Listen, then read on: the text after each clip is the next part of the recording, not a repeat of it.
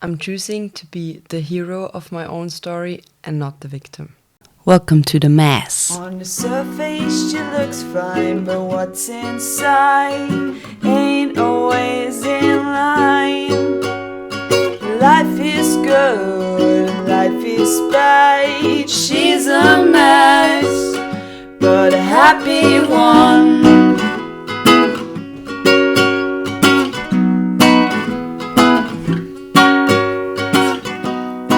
Hi, I'm Little Happiness and welcome to my podcast. Story time! Hello and welcome back to a new episode. It's episode 24. I'm Nina, I'm your host, and I'm happy you're here with me. So today I'd like to talk about how to be your own hero. Why? Because I had to be my own hero the past few weeks, months, I would say, and all of us have to be, our own heroes in order to get through bad times, in order to grow, and that's why I want to talk about it today. So, what's the story behind this time? Maybe some of you have heard the hero story. I mean, it's in every popular movie that involves a hero. So in all, let's say all Marvel films or in Star Wars or basically everywhere where you have a hero and usually you have villains, the hero story, the general hero story is involved. What's the hero story about? I'll make it very basic because it's a little hard when I don't have the chart in front of me. So the hero's journey starts with initiation. What's initiation? So we are in our everyday lives and we do what we always do. And then somehow we get a call to adventure. So something is calling us. We don't know. It's not like an actual phone call, we all know that. But like something inside of us is calling us. Maybe it's a little egg, like I'm not feeling all right, so you can feel bad, or you feel that there's a great opportunity ahead, for example, at your job or in your private life, and you're a little scared, you're unsure whether it's the right way, because you know that if you answer that call, then your life gets turned around. And you're being moved out of your comfort zone, out of your current life, actually.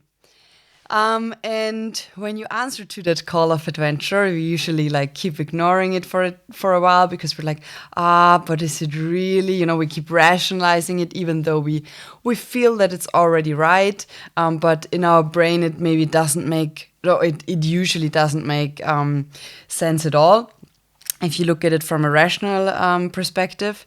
But that guy up there is working for us and not against us. So you know it here when it's right and not up there, when it's really right, like right for your life as an individual.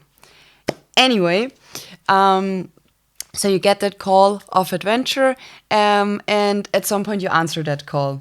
You're going on your adventure. And that adventure is different for all of us, again. But that adventure can be that you're going to a foreign country, so that you're physically leaving the current place you're at. Or that you're taking a new job opportunity or a new career path, that you start a certain education, that you start your own business, that you quit your job. And now you are on unknown terrain. No, you're in unknown. You're in an unknown place, like mentally or physically or both. And you're out of your comfort zone. You're somewhere you haven't been before, and it's exciting, but it's also scary at the same time. So it's a mix of emotions, and it's not very stable, because your stability, your security was in wherever you started in the initiation phase. And here is where we usually have some kind of a mentor that kind of guides us through. but then we also have enemies, or I wouldn't call them enemies. That's what's portrayed in the movies.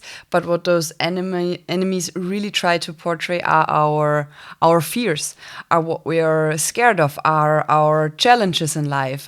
So this can be a certain diet that you have to take in order to get healthy.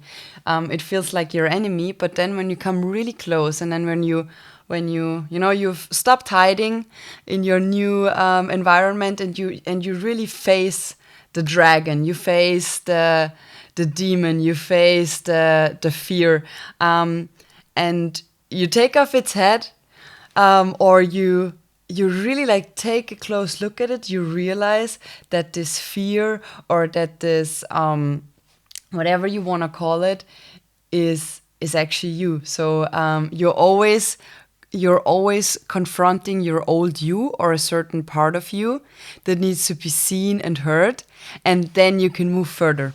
Then you can move back home. Then you can return, and you return to your old place, to the place of initiation, but you have transformed. So that encounter with your enemy, with your fear, with your old self, with some part of yourself, throws you back, or puts you back into your old environment. You're returning back home, but you've changed inside. Something, you've grown. Something inside of you has changed, and that's what crises really are. So we go through that hero's journey. We go on the hero's journey whenever we are in crisis.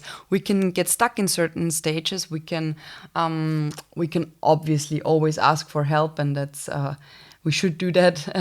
That's what you have mentors for in the adventure phase.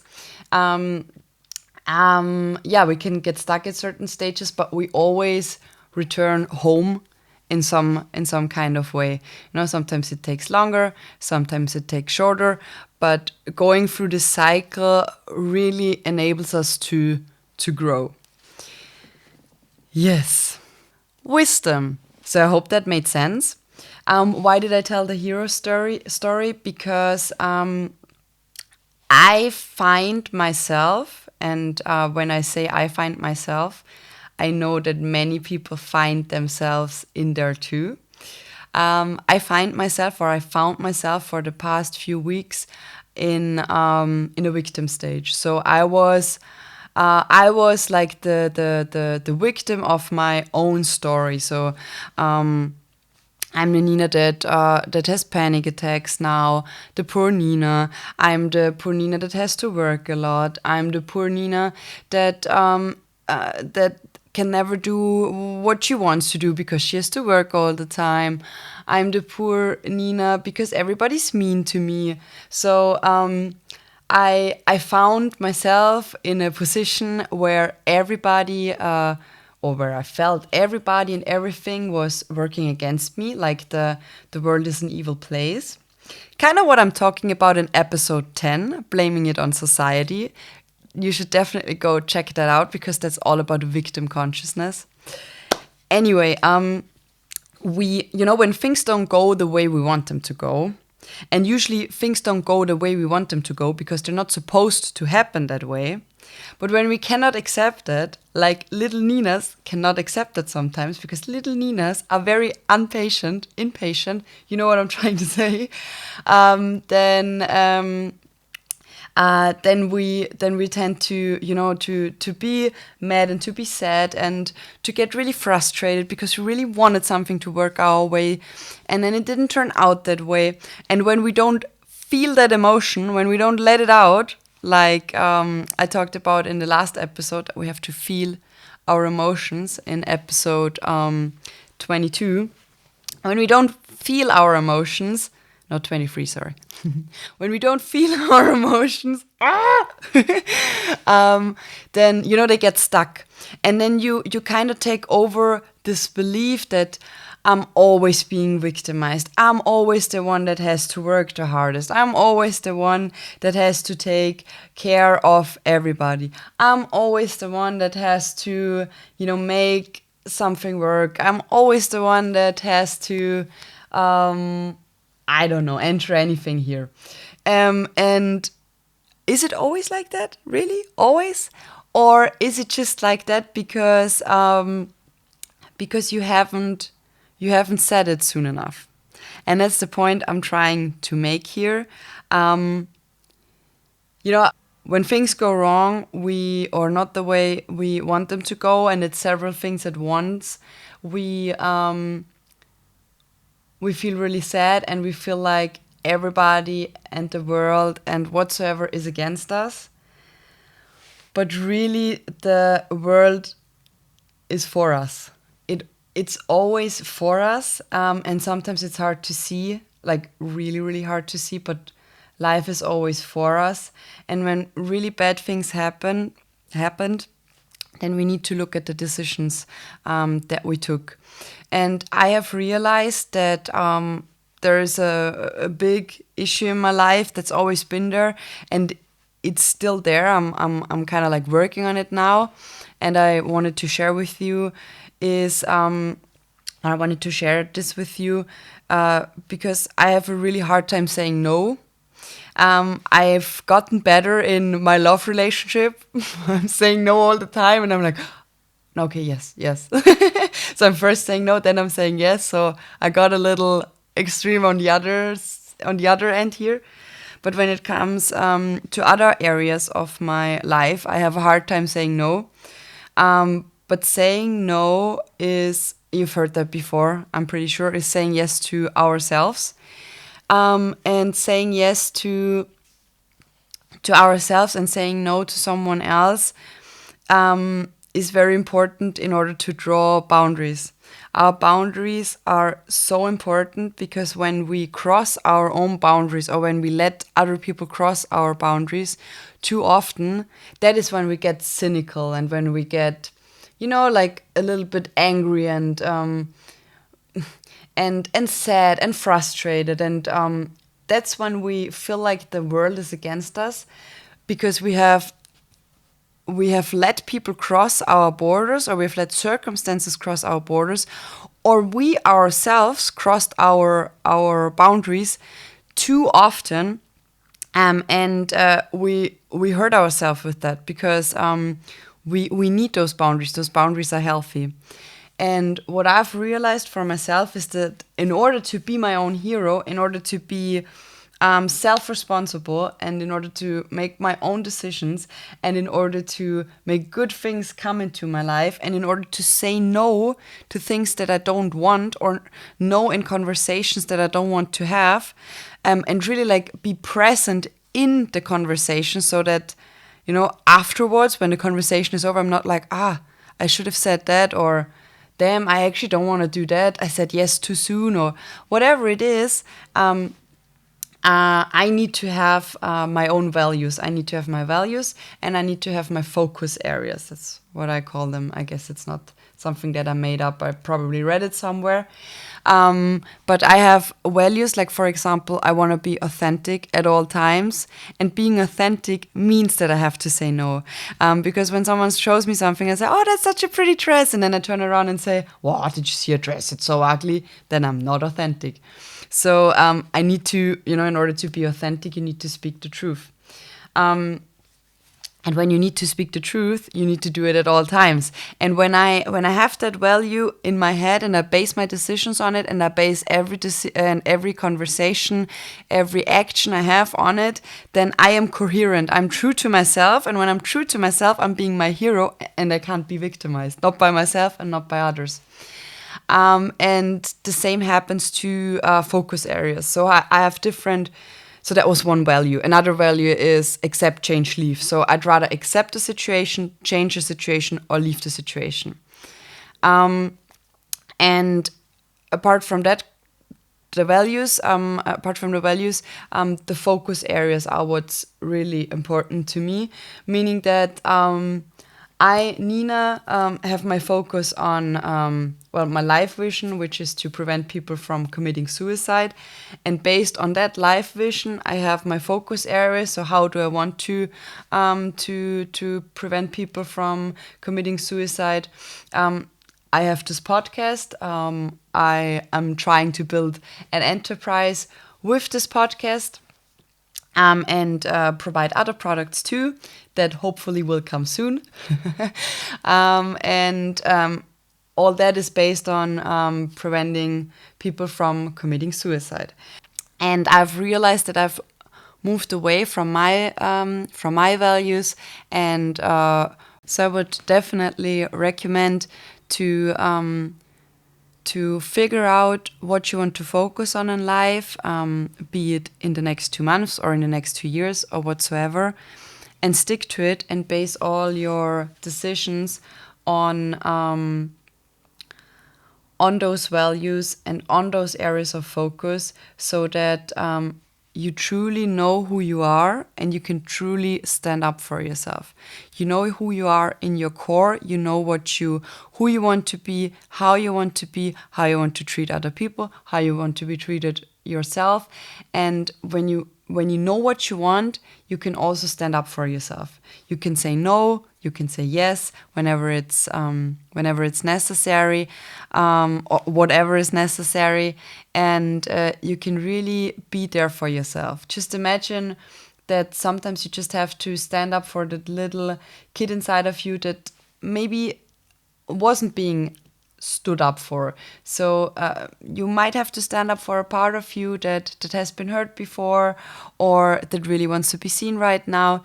And we should stand up for ourselves. We should also keep in mind, though, that that when we stand up for ourselves, we should treat other people or circumstances or whatever it is the way we want to be treated ourselves. So standing up for ourselves is not an excuse to be really mean to people. That's where I'm trying to get. Because when we've pushed down our needs and when we have not stood up for ourselves for a really long time, when we've lived in a victimhood for a really long time, we tend to justify bad behaviors on our side with, yes, but that person has been so mean to me over such a long time. Yes, but haven't you also let that person be so mean to you for such a long time? So really try to be that person that you want to be, and to treat, even when someone has hurt you, treat people with respect, and try to set a good example for others, but also for yourself. Because I can get frustrated and I can get angry and I can say mean things, and I think we all can. And then afterwards, I'm not proud of what I did. Like I know it was right that I've said something, and it was right to stand up for myself. But then I'm like, yeah, but not in that way. It doesn't justify to be mean to somebody just because I couldn't say no earlier.